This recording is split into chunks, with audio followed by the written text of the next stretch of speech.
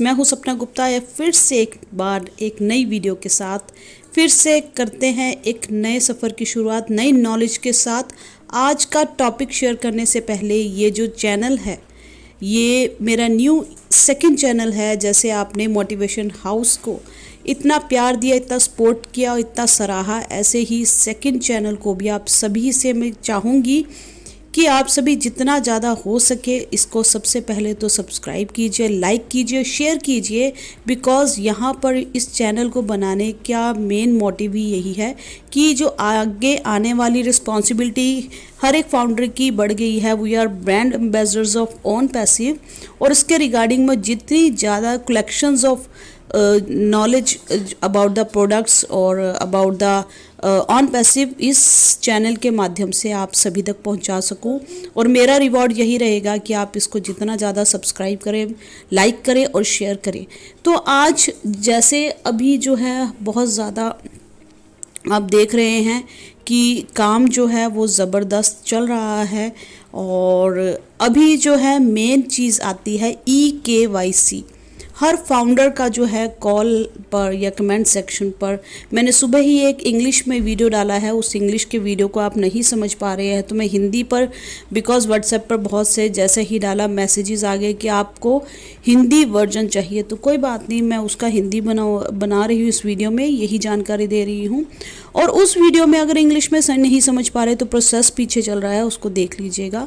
अभी हमें प्रोसेस जो है जितना भी है, जैसा भी है ऑन पैसिव का, स्टेप टू स्टेप उसी प्रोसेस को फॉलो करना है जो बैक ऑफिस में आएगा। But for the knowledge of the founders की EKYC क्यों ज़रूरी है, होती क्या है, क्यों करनी है, क्या बेनिफिट्स हैं, ये जो वीडियो है ये उस रिगार्डिंग रहेगी। तो चलिए बढ़ते हैं हमारी नई वीडियो की तरफ। सबसे पहले तो हम जानते हैं कि KYC होती थी, सब जानते हैं। KYC is know your customer, हम अपने कस्टमर को जाने।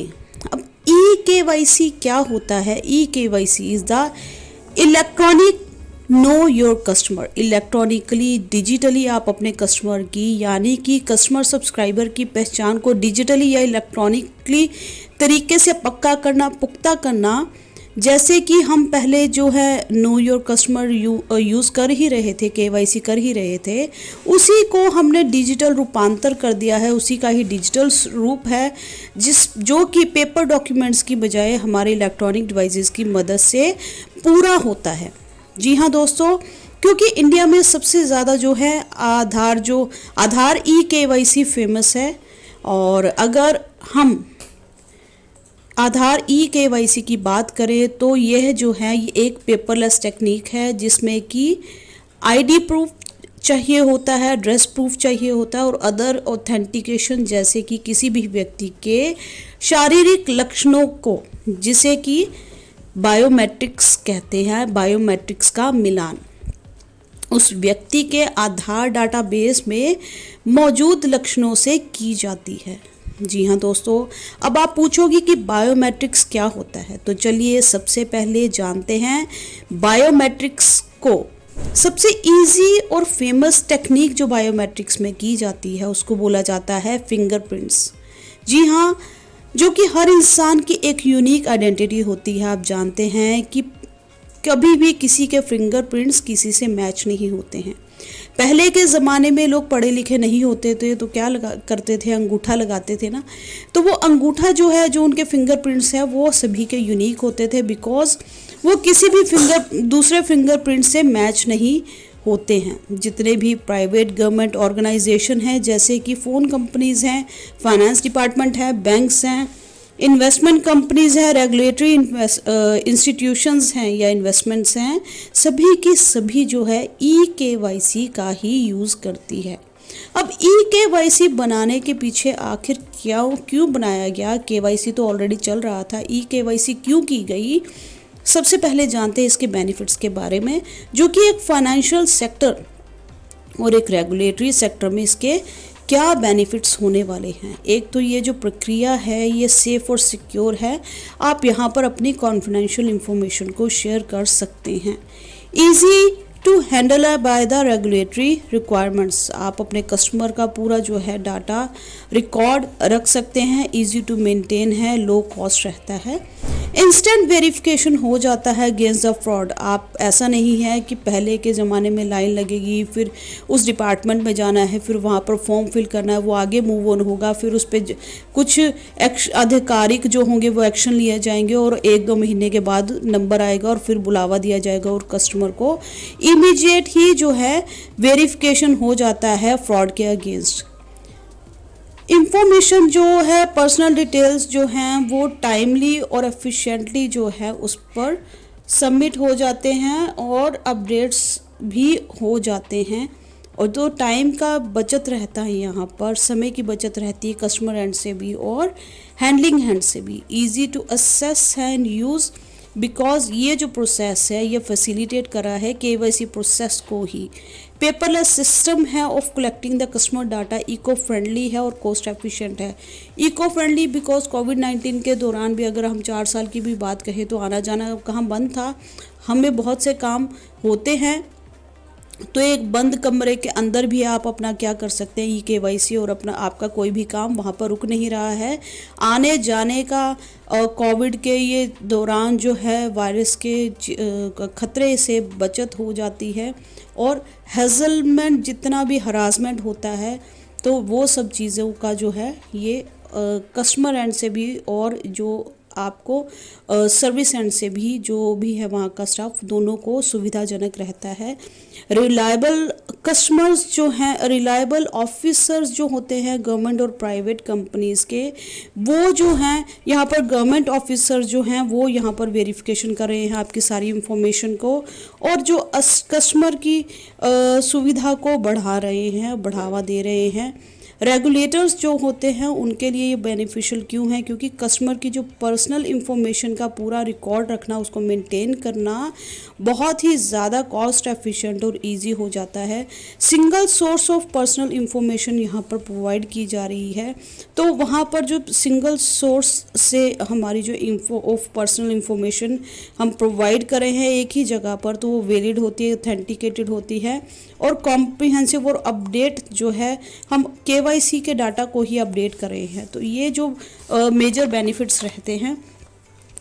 आपने अभी तक जाना कि केवाईसी क्या होती है और क्यों ज़रूरी है, और मेन जो इसके पीछे कि क्यों लाई गई ये केवाईसी की सख्त प्रक्रिया है। क्यों हम केवाईसी के बाद केवाईसी लेके आए, जिसमें कि जो आपकी पहचान के जो दस्तावेज मांगे जाते हैं फ्रेंड्स, चाहे कि आपने अपनी न्यू ड्राइविंग लाइसेंस के लिए अप्लाई किया हो तो उसको पूछते समय जो ग्राहक की पहचान है, या जो आप नई सेवा कार्ड मांग रहे हो या नया बैंक अकाउंट खोलना हो, और सबसे ज़्यादा जब आप किसी मोबाइल या पीसी के टर्मिनल को भी बार बार चेंज करें, या आप अपनी फेसबुक आईडी को भी मैं कहूँगी बार बार आपकी कोई आईडी है या कोई वहाँ पर आपके सोशल मीडिया प्लेटफॉर्म को जल्दी आप चेंज करोगे ना, तो वहाँ पर भी आपके ऑथेंटिकेशन की डिमांड की जाएगी। तो यहाँ पर जो ऑल बिजनेस प्लेटफॉर्म है, जितने भी आप जानते हैं, all business platform are subject to risk, are subject to market risk भी कहा जाता है और सब्जेक्ट टू रिस्क कहा जाता है। मीन्स कि आपको जो साइबर क्राइम के मैक्सिमम चांसेस यहाँ पर रहते हैं और उनको रोकने के लिए जो है सिक्योरिटी बढ़ाने की बहुत ज़रूरत है। बिकॉज अभी जो है डिजिटल ऑनलाइन जितना भी ये जो हमारा यूज़र्स बढ़ रहे हैं, उनके साथ साथ जो है ये जो हैकर्स और क्राइम की जो है घुसपैठ भी बहुत ज़्यादा बढ़ रही है। तो इसलिए केवाईसी लाई गई है, क्योंकि यहाँ पर साइबर क्राइम जो है वो क्यों बढ़ता है। आपकी एक फ़र्ज़ी पहचान वहाँ पर बना लेते हैं, फ़र्ज़ी खाते खोल लिए जाते हैं। हैकर जो हैं आपके प्राइवेट गवर्नमेंट सिस्टम में कस्टमर्स के जो पर्सनल डाटा में घुसपैठ करते हैं, नकली क्रेडिट कार्ड बना लिए जाते हैं और कस्टमर जो है वो वीक पासवर्ड रखते हैं, जिनको ब्रेक करना, हैक करना बहुत ईजी रहता है हैकर्स के लिए।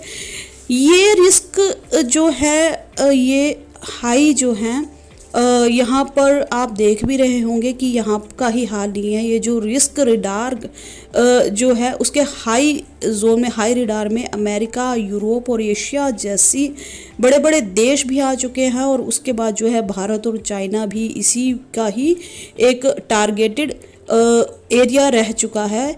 और यहाँ पर क्यों है, क्योंकि जो इंटरनेट यूज़र्स हैं या एंड्रॉयड मोबाइल्स के यूज़र हैं वो जहाँ जहाँ जितना जितना बढ़ते जा रहे हैं, ये रिस्क भी उनके साथ साथ बढ़ता ही चला जा रहा है। ई-केवाईसी को हर साल जो बैंक आप क्यों लेके आए कि बैंक के हर साल जो खोए हुए करोड़ों डॉलर की बचत हो जाएगी। उनको पता ही नहीं कौन विड्रॉल कर रहा है, कौन वहाँ से हो रहा है। फर्जी जो हैकर्स आते हैं और उनके अकाउंट खाली हो जाते हैं। कस्टमर जाकर वहाँ पर कंप्लेन करता है कि हमारा अकाउंट सफ़ा हो चुका है। तो ये सारे केसेस पिछले कुछ सालों में बहुत ज़्यादा बढ़ चुके हैं। तो इसलिए ई-केवाईसी लेकर आई जा रही है। यहाँ आपका जो फ़ोन के डाटा के साथ साथ आपका जो आपके जितने भी यहाँ पर फ़ोटोज़ रहते हैं उनके साथ साथ जो है आपको एक चिप भी शामिल रहती है जो कि बायोमेट्रिक्स चिप होती है। उस बायोमेट्रिक्स चिप में आपकी जितनी भी डिटेल्स है, आपके जितना भी फेस डिटेक्शन है या रेटिना डिटेक्शन है या बायोमेट्रिक्स का जो मिलान है या फिंगरप्रिंट्स हैं, उन सब की डिटेल्स उस चिप में रिकॉर्ड रहती हैं। और जब भी आप लॉगिन करते हैं, कुछ करते हैं, तो वो आपके लाइव चेहरे से उसका मिलान किया जाता है। अगर वो मिलान हो गया उस चिप के रिकॉर्डेड डिटेल से, आपका जो लाइव डाटा है वो मैच कर गया, तो आप यू आर इन, तो वो आपको असेस देगा, अदरवाइज वो आपको डिनाइड कर देगा।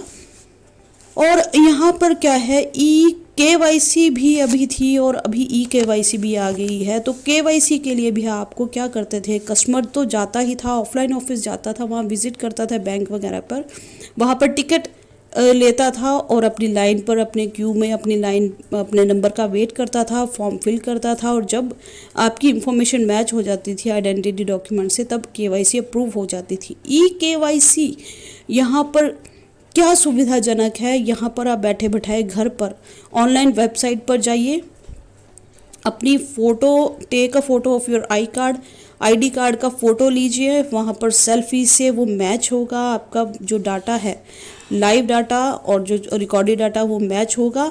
चेक करेंगे ऑटो फिल्ड फॉर्म और वो अप्रूव हो जाएगा और आपकी ई-केवाईसी अप्रूव हो जाएगी। और एक बार ये अप्रूवल हो गया तो वो डन है। तो ये तो था कि आज का वीडियो मैंने जितना भी अभी है, और डिटेल वीडियो में रिगार्डिंग इन्हीं ही चीज़ों के लिए, इन्हीं ही हर एक प्रोडक्ट के लिए आपके लिए लेके आती रहूँगी। और उससे पहले जो है आप सभी से मैं कह चुकी हूँ कि कोई भी लेटेस्ट अपडेट वीडियो आपके हाथ से, आपके नॉलेज से रह ना जाए, तो प्लीज़ चैनल को मैक्सिमम टू मैक्सिमम आप लाइक कीजिए, शेयर कीजिए, सब्सक्राइब कीजिए। मिलते हैं ऐसी ही नॉलेजफुल वीडियो के साथ, तब तक के लिए दीजिए इजाज़त। नमस्कार।